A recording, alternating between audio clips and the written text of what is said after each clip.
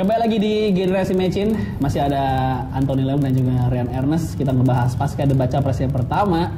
Ada satu pernyataan Pak Jokowi yang akan melanjutkan ya, mengatur perundang-undangan yang tidak tumpang tindih dan juga netralitas Jaksa Agung. Katanya dari partai boleh-boleh aja. Bahkan beliau membandingkan dengan Baharudin Lopa ya. Oke, Nes, gimana? Boleh dong.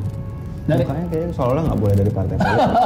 Oke, karena ada satu pertanyaan Pak Jokowi, beliau pernah berjanji kalau Jaksa Agung tidak boleh dari orang partai. Ya janji, sekedar janji kan. Oke, gimana? Dan Baharudin Lopa itu beliau menjadi Jaksa Agung dulu baru join ke P3. Berbeda dong case-nya dengan Jaksa Agung yang sekarang. Jadi kalau saya boleh dari tumpang tindih perundangan dulu deh. Oke, tumpang tindih perundangan dulu deh. Jadi itulah perbedaan Pak Jokowi dengan Pak Prabowo adalah yang satu punya pengalaman, punya kerja nyata dan mengerti betul apa yang dibicarakan. Makanya pada saat pertanyaan soal tumpang tindih perundangan, Pak Prabowo bicara ya kita perkuat BPHN misalnya.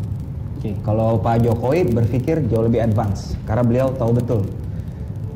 Beliau mengatakan ya udah, untuk mengharmonisasikan berbagai kementerian lembaga ini kita bikinnya pusat legislasi nasional. Itu pun langsung di-attack oleh wakil ketua DPR dan wakil ketua umum Gerindra yang mulia Fadlizon mengatakan bahwa ini tidak mengerti trias politika. Kalau misalnya perspektif Fadlizon itu trias politika yang menurut beliau saya nggak ngerti apa ekstrim betul, artinya seolah kekuatan eksekutif itu tidak boleh streamlining legislasi dan nggak boleh mencegah adanya tidak sinkronisasi legislasi. Seolah bicara legislasi udah eksekutif nggak usah sama sekali, nggak begitu. Kenapa? Undang-undang dasar kita aja bilang kok undang-undang disetujui bersama pemerintah dan DPR.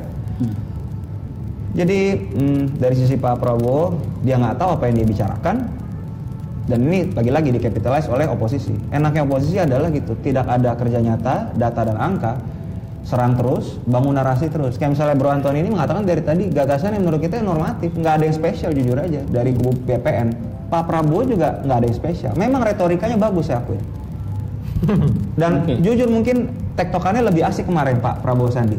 Ya. Udah sering di Gerindra bareng gitu kan. Dan Pak Jokowi kayak Maruf kan baru-baru nih. Beda dong. Ini udah lama nih kenal. Baru kenal. Jadi agak-agak kekes bos. Iya. Wajar dong. Lebih tua lagi. Sepuh pula gitu kan. Masa sepuh mau kita kayak dikit-dikit kan nggak mungkin. Ada kayak di ring tinju kemarin. Jadi ya menurut gue sih ya kayak gitu.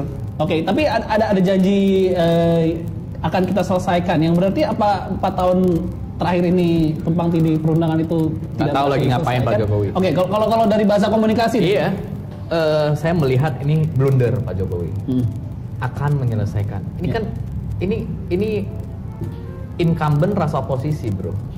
Jadi ketika kita bicara presiden ini yang udah menjabat harusnya saya sudah ini gini nih. Tapi nggak ada tindak nyata dari Pak Jokowi tentang kasus hukum HAM dan lain-lain. Ada. Jadi itu jelas berbeda. Nah, kalau dari Prabowo Sandi, kami komitmen Kejaksaan Agung sebagai lembaga yang memang harus independen. Ini tidak ada berlatar belakang partai politik. Kami confirm itu.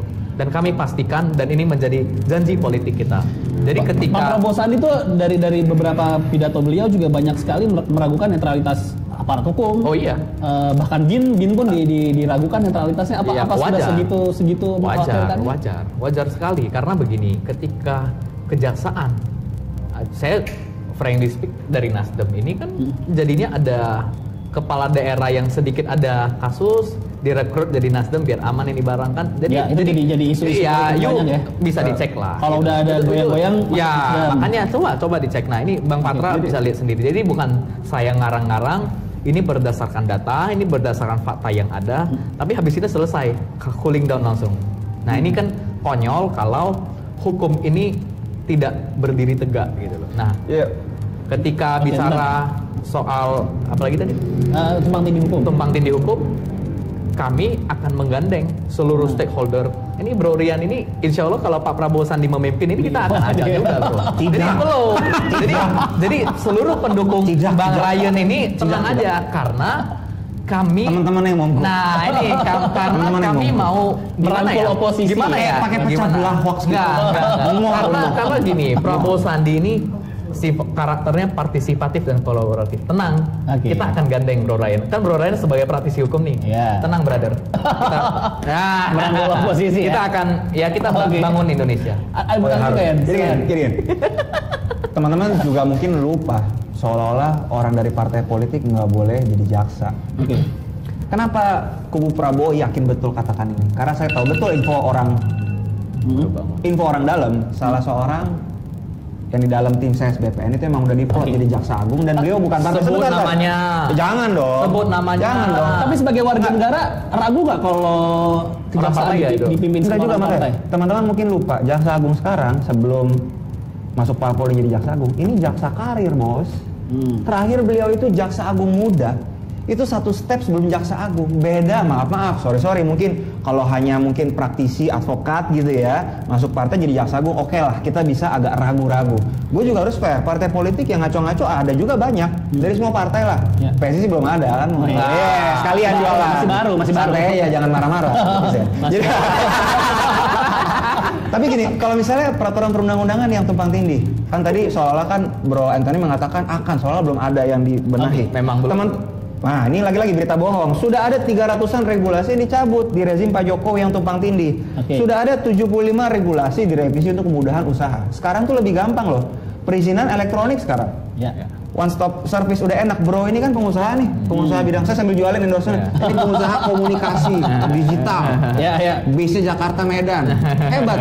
Merasakan dampaknya, tapi kan beliau profesional juga dan sebagai oposisi harus bilang nggak ada progres, padahal usaha beliau juga lebih enak sebenarnya sekarang. Enggak juga. Nggak juga karena Bapak kan tidak mendukung. Betul, Begini, kan lagi pakai kostum ini BPN gitu. Coba Bapak Habis ini kita ngopi pasti beda, Bu. Saya mau cerita nanti. Nanti ya. Nanti habis ini kita mau bahas seputar menjelang debat capres kedua. Ada masukan mungkin dari masing-masing kubu, apa yang kemarin kurang harus ditambah, apa yang kemarin kelebihan harus di stop. Kita mau nanya dari masing-masing kubu, apa sih masukannya ya. Jadi habis ini jangan kemana-mana, tetap di Generasi Mecin.